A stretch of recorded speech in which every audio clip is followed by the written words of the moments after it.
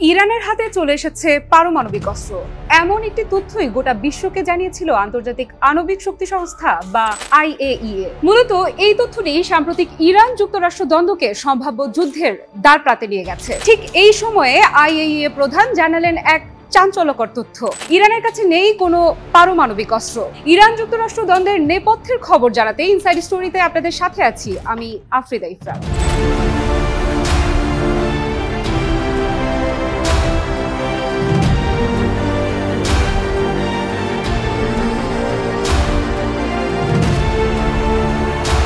একটি বিস্ফোরক দাবি যা বদলে দিয়েছে পুরো মধ্যপ্রাচ্যের ভূ রাজনীতির হিসেব নিকেশ। একটি দাবি যা বসন্ত পেরিয়ে নতুন বছরের সুবাসে মিশিয়ে দিয়েছে বারুদের গন্ধ। একটি দাবি যা মুখোমুখি করেছে মধ্যপ্রাচ্যের শিশুদের ভবিষ্যৎকে আরও একবার ধূসর অবয়বে। একটি দাবি যা মায়ের বুক খালি হবার আশঙ্কায় তীব্র দীর্ঘশ্বাসের কারণ। কি সেই দাবি? পারমাণবিক বোমার দাবি। চলতি বছরের শুরুতে হঠাৎ করেই আন্তর্জাতিক পারমাণবিক শক্তি সংস্থা বা IAEA দাবি করে বসে 6টি পারমাণবিক বোমা তৈরি করার সকল উপকরণ ইরানের কাছে মজুদ আছে।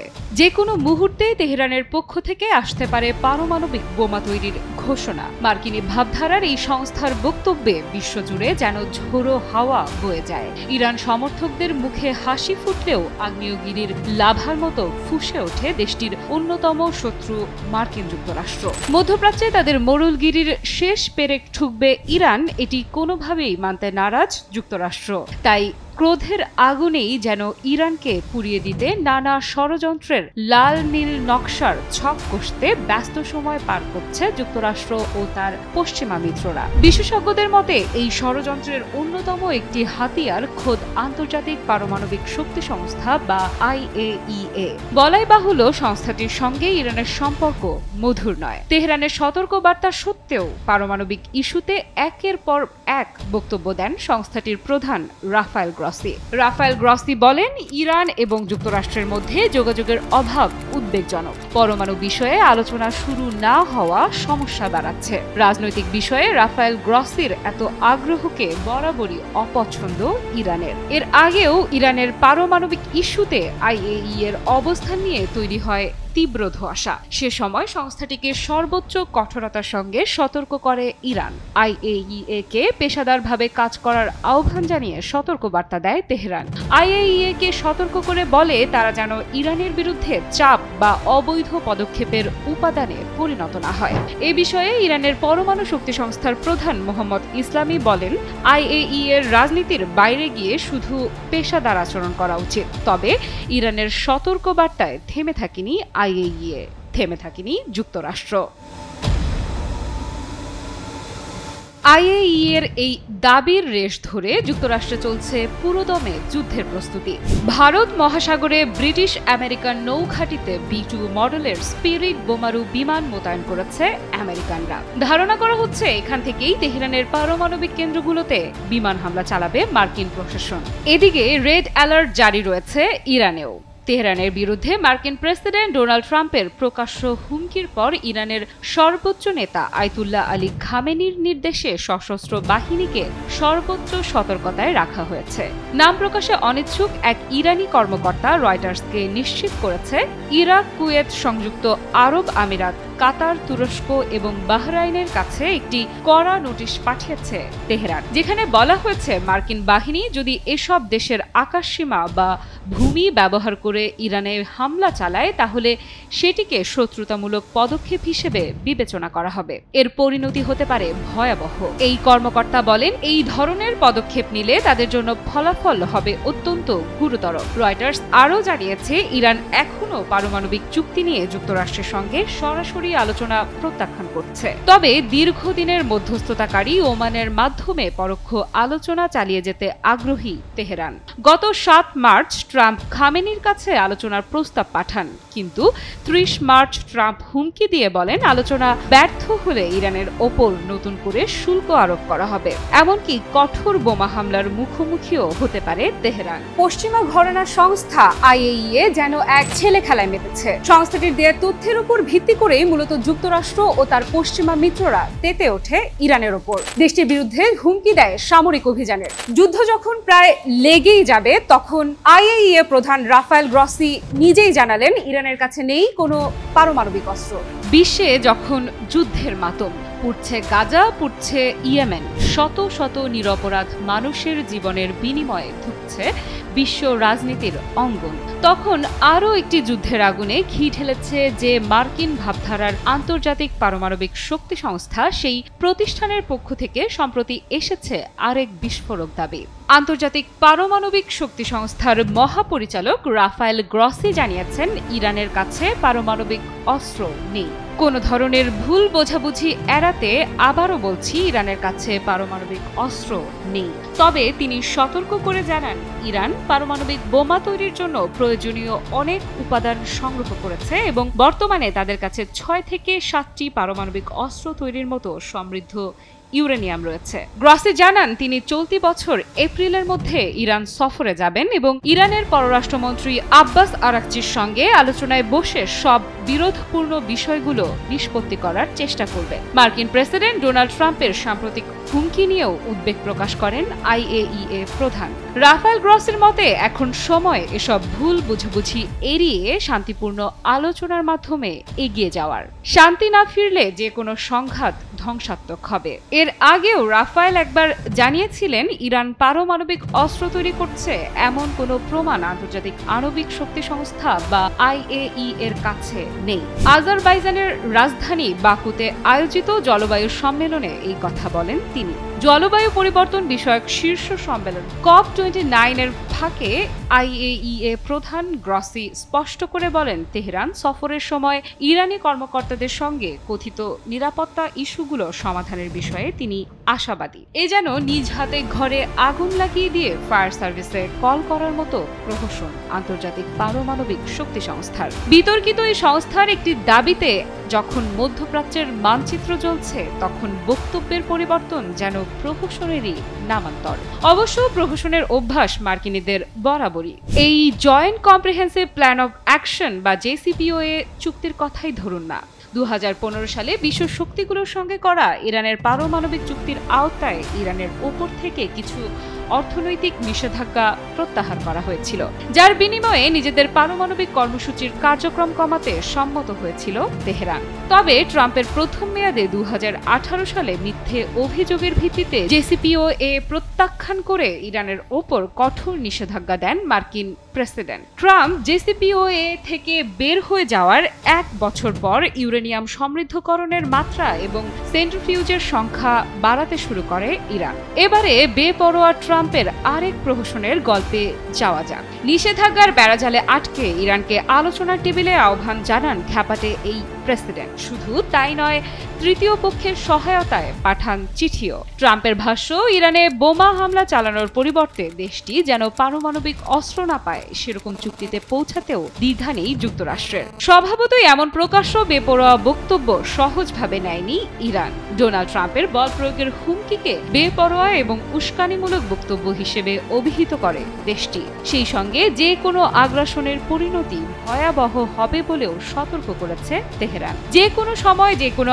আকারের যুদ্ধের জন্য প্রস্তুত রয়েছে তেহরানের 4টি ভূগর্ভস্থ ক্ষেপণাস্ত্র শহর। IRGC ভূগর্ভস্থ ক্ষেপণাস্ত্রগুলোতে প্রস্তুত রেখেছে মিসাইলও। ইরানের সেনাবাহিনীর chief of general staff major general Mohammad বাঘেরি বলেন, শত্রুদের মোকাবেলায় আমাদের সব মিসাইল সিটিতে হামলার জন্য লঞ্চারে লোড করা হয়েছে ব্যালিস্টিক ক্ষেপণাস্ত্র। ইরানের সার্বভৌমত্বে আঘাত এলে তার উপযুক্ত জবাব পাবে শত্রুরা। মার্কিন প্রশাসন ও তার মিত্ররা যদি ইরানের বিরুদ্ধে কোনো ধরনের হামলা চালায় তাহলে এর মূল্য হবে মারাত্মক। এ সময় ইরান পরমাণু অস্ত্র তৈরি করতে চাইলে যুক্তরাষ্ট্র তার ঠেকিয়ে রাখতে পারত না বলে মন্তব্য করেন তেহরানের সর্বোচ্চ ধর্মীয় নেতা আয়াতুল্লাহ আলী খামেনি। একই সঙ্গে যুক্তরাষ্ট্রের সঙ্গে ইরানের পরমাণু বিষয়ক প্রহসনমূলক আলোচনার ধারণাও নাকচ করে দেন তিনি। তাহলে এখন প্রশ্ন উঠছে, মধ্যপ্রাচ্যের ভবিষ্যৎ রাজনীতির দখল আসলে কার হাতে থাকবে? যে পারমাণবিক অস্ত্র নিয়ে এত যুদ্ধ, সেটিরই যদি অস্তিত্বই না থাকে, তবে সম্ভাব্য যুদ্ধের প্রকোপ থেকে কি বেঁচে গেল বিশ্ব? কি বলছে ইরান ও তার মিত্ররা? ইরান স্পষ্ট জানিয়েছে তাদের পারমাণবিক সক্ষমতা মোটেই ধ্বংসাত্মক উদ্দেশ্যে নয়, বরং সমৃদ্ধি ও শান্তি তাদের একমাত্র লক্ষ্য। তবে এই সহজ বক্তব্য মানতে নারাজ কথিত শান্তির বার্তাবাহক মার্কিন প্রেসিডেন্ট ডোনাল্ড ট্রাম্প। বেপরোয়া ট্রাম্প ইরানকে হুমকি দিয়ে বলেছেন, যদি দেশটি পারমাণবিক কর্মসূচিতে ওয়াশিংটনের সঙ্গে কোনো চুক্তিতে না পৌঁছায়, তবে যুক্তরাষ্ট্র সর্বোচ্চ কঠোর সামরিক সিদ্ধান্ত নেবে, অর্থাৎ বোমা হামলা চালাবে। এমন পরিস্থিতিতে ইরান বিশ্বের মোড়ল বলে খ্যাত যুক্তরাষ্ট্রের চোখে চোখ রেখে স্পষ্ট জানিয়েছে তারা কখনোই পারমাণবিক অস্ত্র তৈরি করবে না। ইরানের পররাষ্ট্রমন্ত্রী আব্বাস আরাকচি পুনরায় জোর দিয়ে বলেছেন যে তেহরান কখনোই পারমাণবিক অস্ত্র অর্জনের চেষ্টা করবে না। চলমান উত্তেজনায় এবারে ইরানের অন্যতম শক্তিশালী মিত্র রাশিয়া কোন পথে হাঁটবে সে বিষয়েও বিশ্ব রাজনীতিতে বড় কৌতূহল তৈরি হয়েছে। তবে রাশিয়া যেন কিছুটা ভিন্ন পথেই হাঁটছে। তারা আর কোনো যুদ্ধ চায় না। ইরান ও যুক্তরাষ্ট্রের মধ্যে এক শান্তিপূর্ণ কূটনৈতিক সমাধান চায় পুতিনের দেশ। ক্রেমলিন সম্প্রতি জানিয়েছে তারা ইরান এবং যুক্তরাষ্ট্রের মধ্যে মধ্যস্থতা করতে প্রস্তুত। তবে কিভাবে?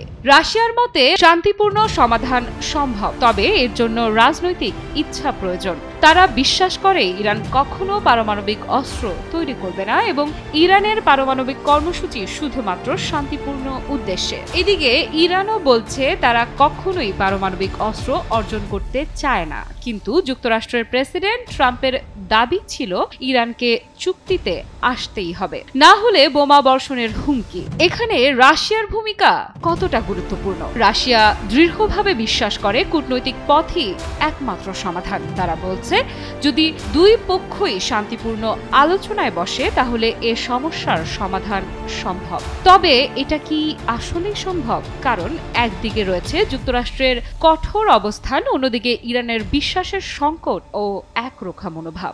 যে পারমাণবিক অস্ত্রকে কেন্দ্র করে এত যুদ্ধের আয়োজন, তাই নেই ইরানের কাছে। তবুও কি মানবে শত্রুরা? থামবে তাদের ষড়যন্ত্র? এদিকে ইরানও প্রস্তুত তাদের প্রতিরোধের সর্বোচ্চ নিয়ে। কি ঘটতে চলেছে ইরান যুক্তরাষ্ট্র দ্বন্দ্ব ইস্যুতে? সংলাপ নাকি সংঘাত? এদিকে মার্কিনীদের মিত্র ইসরায়েলের প্রধানমন্ত্রী বেনিয়ামিন নেতানিয়াহু সম্প্রতি ইরানকে সতর্ক করে বলেছেন, ট্রাম্প প্রশাসন আমাদের পাশে থাকলে ইরানকে মোকাবেলায় আমরাই যথেষ্ট। আমরা ইরান অধ্যায় শেষ করতে চাই। যেন শেষ করার খেলায় মেতেছেন বেনিয়ামিন নেতানিয়াহু। এই অধ্যায় শেষ করার প্রশ্নে ইরানের পক্ষ থেকেও এসেছে কড়া জবাব। দখলদার ইসরায়েলকে ইরান স্পষ্ট জানিয়ে দিয়েছে ইসরায়েল একা ইরানের কিছুই করতে পারবে না। মধ্যপ্রাচ্যে মার্কিন প্রশাসনের হাতিয়ার মাত্র ইসরায়েল, আর ইসরায়েলের দৌড় এতটুকুই, এর বেশি কিছুই নয়। এটি সবার জন্য পরিষ্কার হওয়া উচিত যে ইরানের বিরুদ্ধে কোনো সামরিক বিকল্প নেই, আর সামরিক সমাধান তো প্রশ্নই ওঠে না। আমাদের অঞ্চলে যুক্তরাষ্ট্র যে ব্যর্থ সেটি তো আর বলার অপেক্ষা রাখে না। তাই ইরানের বিরুদ্ধে অস্ত্র তোলার আগে ভাবুন। শুধু সতর্ক বার্তা নয়, দেশটি কাজেও সেরা। কোনো যুদ্ধ কিংবা হুমকিতে বিচলিত নয় পারস্য উপসাগরীয় এই দেশ। শত্রুকে আশ্বস্ত করতে তারা ঘোষণাও দিয়েছে যে তাদের পারমাণবিক কার্যক্রম কেবলই শান্তির কথা বলে। তবুও কি আর শত্রুর হৃদয়ে আরাম মেলে? এদিকে ইরান সত্যি পারমাণবিক বোমা তৈরি করে ফেলে কিনা এমন সংশয়ে পাগল প্রায় ট্রাম্প প্রশাসন। ট্রাম্পের ভাষ্য, যদি তেহরান তার পারমাণবিক কর্মসূচি নিয়ে একটি চুক্তিতে না আসে তাহলে দেশটি বোমা হামলা ও দ্বিতীয় পর্যায়ের শাস্তিমূলক শুল্কের মুখোমুখি হতে পারে, অর্থাৎ স্পষ্ট যুদ্ধবার্তা। তবে কি খুব শীঘ্রই পারমাণবিক বিধ্বংসী আক্রমণে পৃথিবীর বাতাস আক্রান্ত হবে? এখানেও কূটনৈতিক হিসেব নিকেশের খেলায় ইরান যেন এক গোল এগিয়ে আছে। পারস্য উপসাগরীয় এই দেশ এবার ট্রাম্পকে বিশেষ বার্তা দিল। এতদিনে ইরানকে যুক্তরাষ্ট্র শর্ত দিলেও এবার পরমাণু ইস্যুতে যুক্তরাষ্ট্রের কোর্টে বল পাঠালো তেহরান। ইরানের পররাষ্ট্রনীতি যেন এখন বাজির ঘোড়া। ইরানের পররাষ্ট্রমন্ত্রী আব্বাস আরাকচি স্পষ্ট ভাষায় জানিয়ে দিয়েছেন এবার সিদ্ধান্ত যুক্তরাষ্ট্রের। সরাসরি যুক্তরাষ্ট্রের সঙ্গে কোনো আলোচনা করবে না ইরান, তবে ওমানের মধ্যস্থতায় পরোক্ষভাবে কথা বলার প্রস্তাব এখনো খোলা রয়েছে।